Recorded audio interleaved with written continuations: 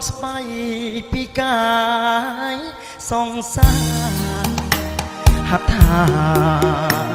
បានអងឯសពប្រានគ្មានសល់ត្រង់ណាក្លិនក្រប់បងអោបថាជាជីវ៉ាព្រឺព្រួយទុនអកាយាស្នេហាដំបងសដនមកខ្លំលើដើមទ្រូងស្រីសាច់សខ្ចីឲ្យទ្រូងញាប់ភ័យព្រើព្រើនេត្រាអូនស្រងណាស់កងខ្លួនសំនឹងហាត់ថាចង់កែងដូរទេពធីតាឲ្យចេតនា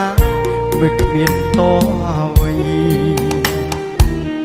តើទ្រូងប៉ះគ្នាពុំមានស្រអបបងតែភ្នែកអូនបិទទាំងសងបើកសឹកប្រាប់បងថាកុំចោលស្រីអូនថាស្នេហ៍ស្មោះប្រគល់ជូនព្រមចារីចិត្តបងរំភើបលីភ័យ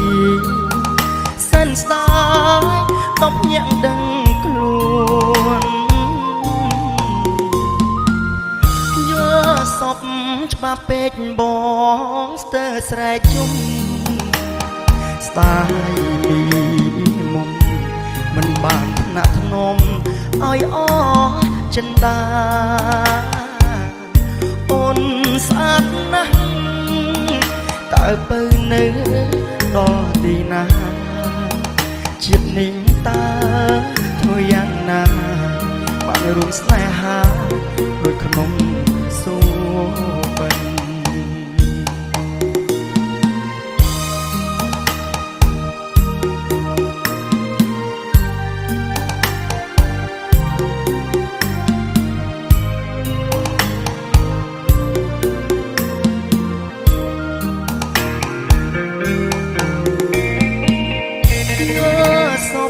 ច្បាស់ពេកប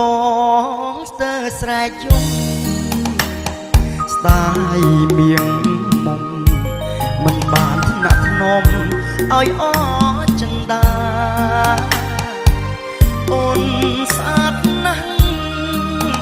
តើបើនៅដល់ទីណាជាតិនេះតើធ្វើយ៉ាងណាបានរួមស្នេហាដូចក្នុងសូប